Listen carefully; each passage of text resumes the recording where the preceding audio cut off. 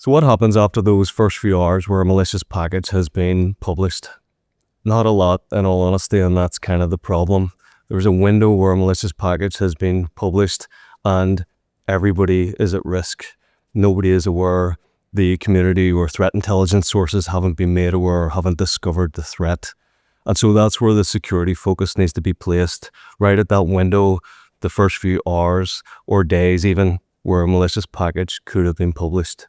And so typically what we would recommend is to have some kind of configuration or policy that says, cool down, don't let packages be pulled within this period. Let that period pass. And once it's passed, then you can pull packages after that point. So that's after your hours or days where malicious activity could have occurred. So the difference between a vulnerability scanner and a dependency firewall is a vulnerability scanner can be run just about anywhere. You can run on the edge, you can run in your CLI, and this will tell you if there are known flaws or vulnerabilities in your software dependencies.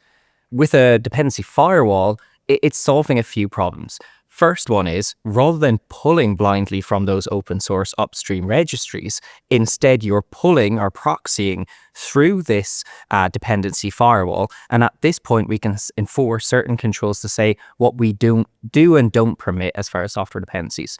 Likewise, we can augment the information from things like the vulnerability scanner. So we also get to tell if it has a vulnerability, a flaw, but we can go further again and check for things that don't show up in the vulnerability scanner, such as, is it a malicious package or not?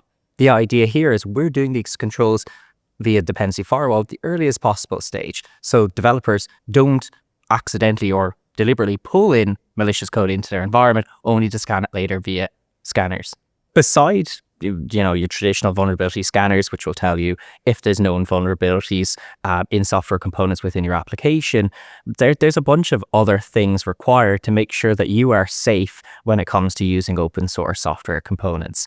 One of which is defining a minimum release age on these software dependencies from open source registries. So most people today will just pull open source code that they haven't written from these public registries, the likes of NPM, PyPI, Maven Central. Problem with that is there are ongoing security campaigns against these public registries, against these projects. The likes of Team PCP are going out there hijacking projects and pushing malware through them. So Cloudsmith provide private registry.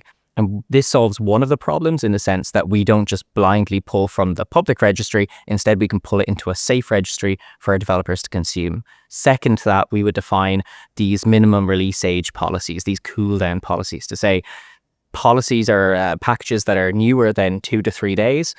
I don't want to let my developers use them. That gives the industry enough time to define what are or are not malicious packages. And if they would define or find these malicious packages, they can remove them from the public registries such a time before our developers ever get to consume those. So definitely there are a few additional steps other than just the vulnerability scanners.